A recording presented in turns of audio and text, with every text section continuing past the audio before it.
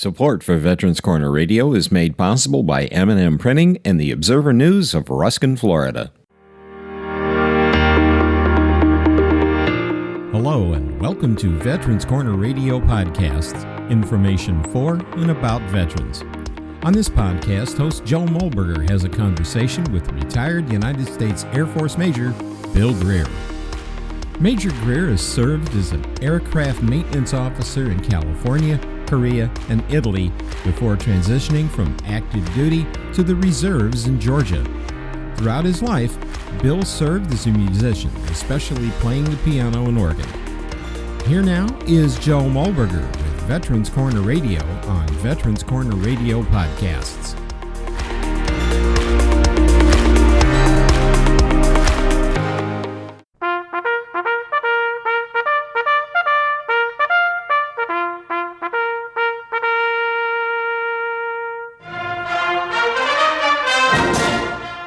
Welcome to Veterans Corner Radio, a show dedicated to providing information to all those who have served our country's military and to their families. Now, here is your host, combat veteran and educator, retired United States Air Force Lieutenant Colonel Joe Mulberger. Ladies and gentlemen, welcome to today's show. You're listening to Veterans Corner Radio, and I get to be our host. I'm Joe Mulberger, retired United States Air Force Lieutenant Colonel. It's my pleasure today to welcome Bill Greer, a fellow U.S. Air Force retired aircraft maintenance officer. Bill, tell us a little bit about yourself. You retired from the Air Force. What rank were you when you retired from the Air Force? I was a major. A major. Now, we'll go back in time. Tell us, when were you born and where were you born? I was born in 1944. I was born in L.A., which is Lower Alabama. Which is Mobile. That's about as low as you can get in Alabama. We got a wonderful southern drawl there. Yeah, well. And, as an upstate New Yorker myself, listening to that, It's got a wonderful sound to it. What did you do growing up? Did you have a paper route, or did you get involved in any activities, sports, or anything? Well, I was all the time involved in music, and I was on the church staff when I was 16 as their pianist. And I guess I played all my life, playing piano and organ. I've been with different churches. Do you play other instruments as well? I've got a steel drum that I like to just mess around with. And then other than in high school, I was in the band and played clarinet. And when I went to officer training school, I was made the librarian of the music for the little band that we had, marching band. Now, you say you went through officer training school in the Air Force. What year was that? That would be, when I applied, it was 1966, I think. I got, back then, I got a notice of induction into the Army, and I decided I didn't want to go in the Army, so I went and joined the Air Force. So that's how I wound up in the Air Force. And so that's what I did. So where did you go to college? I went to Emory University in Atlanta, Georgia, and I lived in Georgia at that time. I was born in Mobile, but my dad was in the service and moved around, and so I never really lived there. So what did you get your degree in? I got a degree in biology and chemistry. When I went to that college, I wanted to become a doctor. And I guess through the grace of God, he saw that wasn't what he wanted. So I could not be a doctor. That I had eye problems. But anyway, I was started playing at church probably when I was about 12 years old. And then I got actually put on staff when I was 16. It's quite a start at 16. Yeah. What was it that got you interested in the combination? That's quite a combination, biology and chemistry. Mm-hmm. Well, because that for medical, to become a doctor, you got to have a lot of both. And so I've always loved chemistry. My favorite teacher was my chemistry class teacher. So I guess that's where I got started in that. Now, you played the clarinet, you said. Were you in, like, the marching band in high school? I was in the marching band in my high school, which was Headland High School in East Point, Georgia, which is a suburb of Atlanta. And what part of Atlanta is that? North, south, east, west? It'd be northwest. Northwest, yeah. Now, Atlanta is huge now. Oh, yeah. When you go back to Atlanta, have you gone back and seen where you grew up there? Oh, yeah. Has it changed considerably? I got a son that lives there now, and actually 2 sons that live there. So it's growing too, just like Florida. Can you go back and see where you grew up and it hasn't changed so much, or has it changed so much that it's hard to recognize? Well, I haven't gone back to see much of where I grew up, but there wasn't not a whole lot of change there. So you end up graduating from college, you go into the Air Force, you go through officer training school, and as somebody that is very familiar with the various commissioning sources, I believe I owe you a huge badge of honor to make this known. It is an exceptional person who is able to graduate from college and then, without any experience, go into officer training school. And usually that's reserved for folks that have quite a few years of enlisted time and have exposure to the Air Force. Yeah. How was that experience for you as somebody who came straight out of college and that was your first introduction to the Air Force?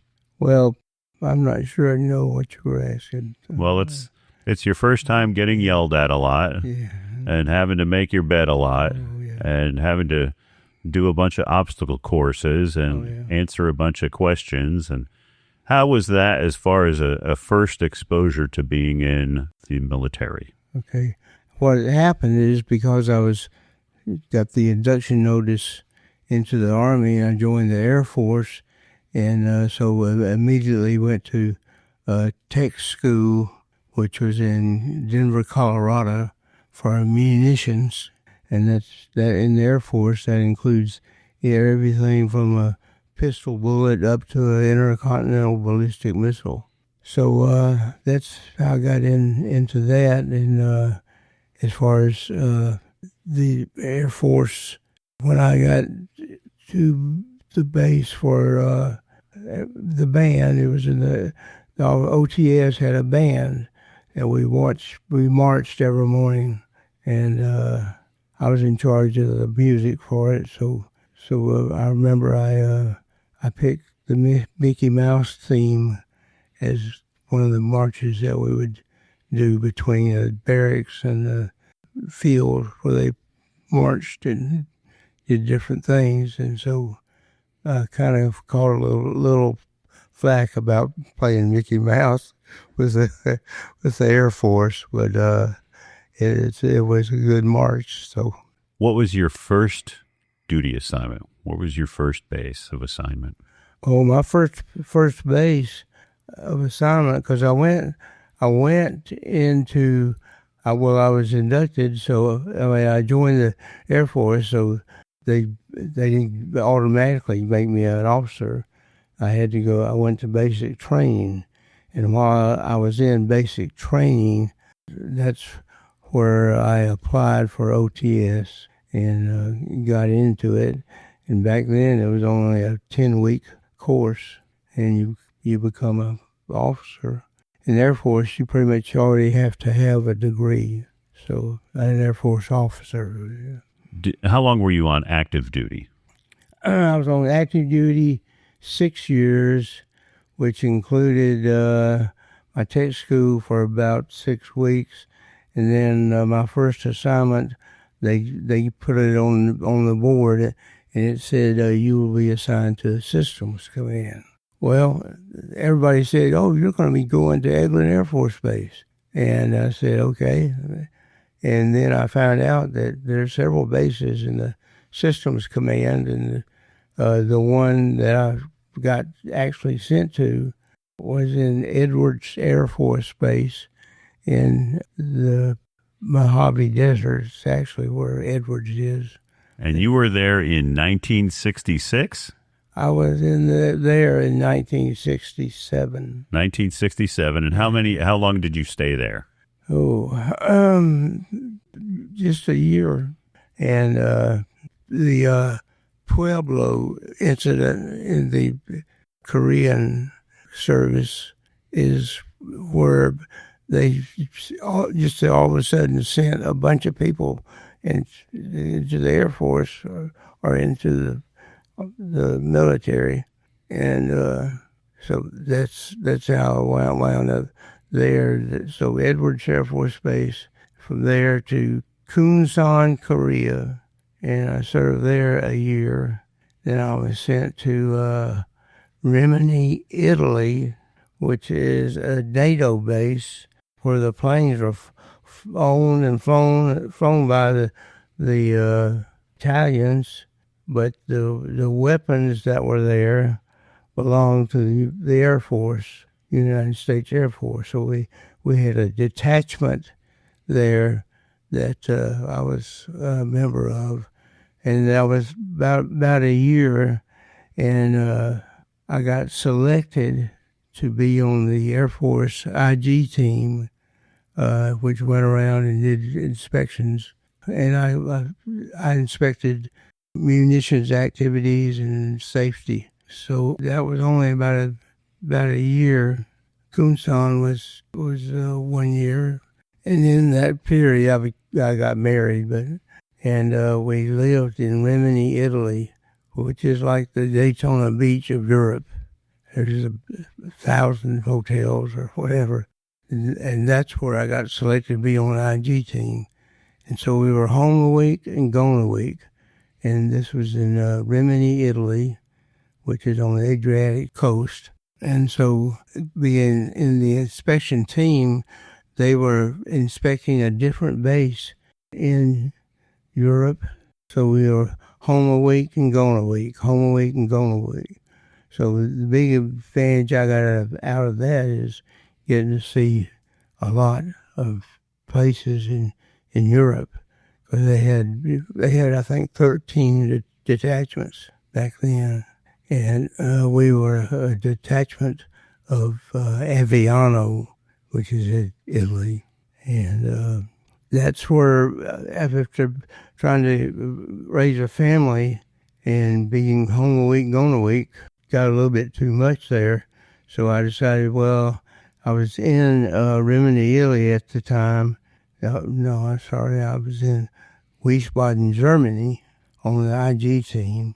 And we went around inspecting all the bases in Europe. I was in charge of the safety and also the command unit that made the decision on the weapons. And so I got to see a lot, but my wife at that time, we decided it was a little bit too much for bringing up a child.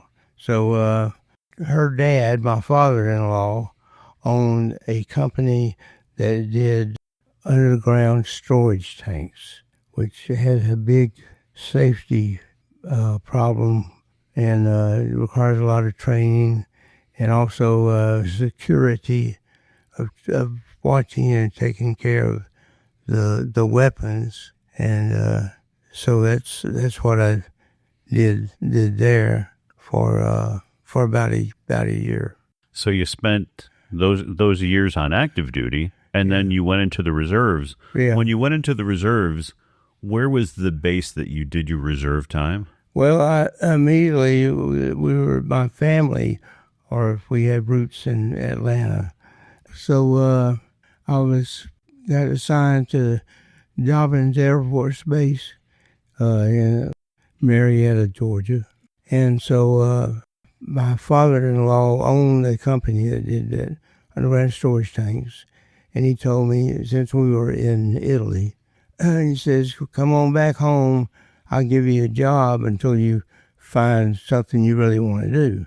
And so his company was a fairly good size. I mean, a small company, but they built convenience stores and anything that had an underground storage tank. So that's how I got involved in that. So did you stay with the underground storage tank industry for the rest of your days? No, at Dobbins, the only opening they had was one in training, so I was assigned to that at Dobbins.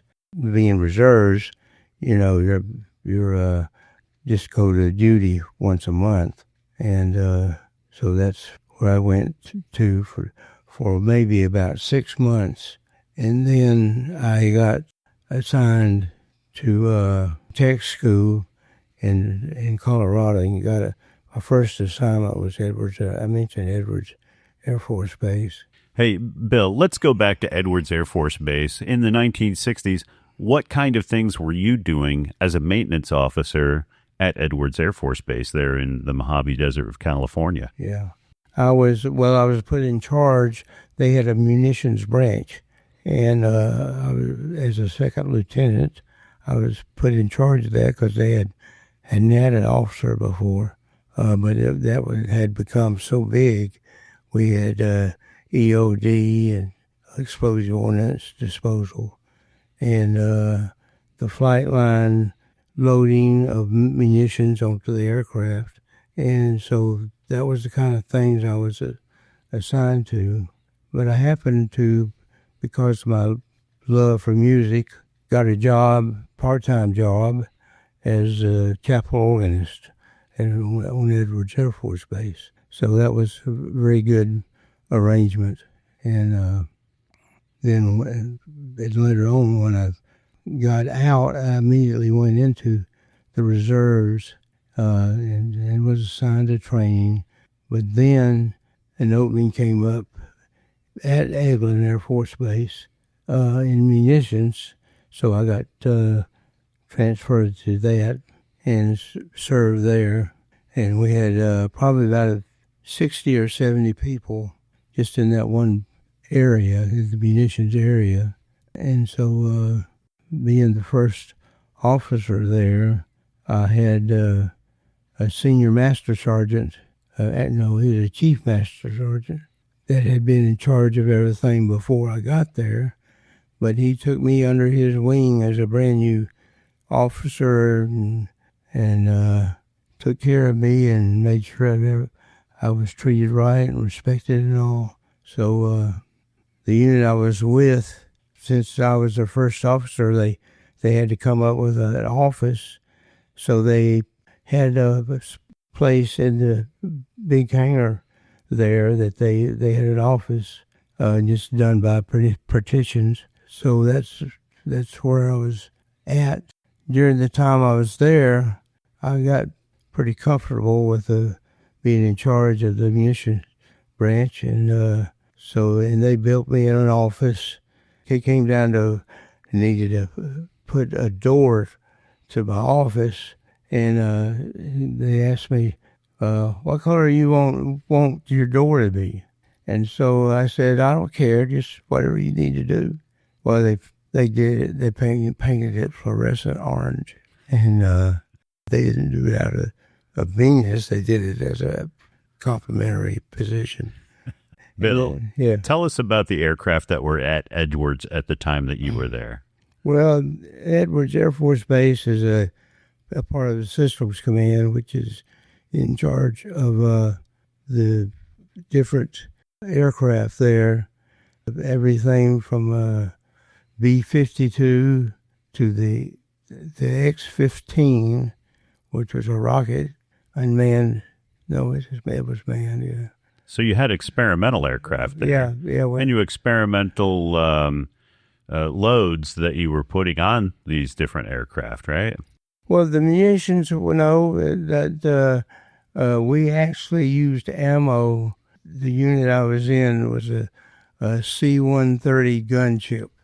And so we had two 20-millimeter guns, two miniguns, and two 40-millimeter guns on the C-130 aircraft, and which was a very accurate machine. They had a room inside the hangar that 5 or 6 people manned different screens, but the actual button that launched the ammo was handled by the pilot of the aircraft.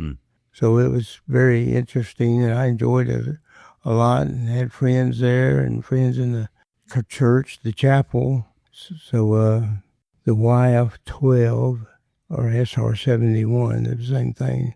Well, that was another aircraft that was there.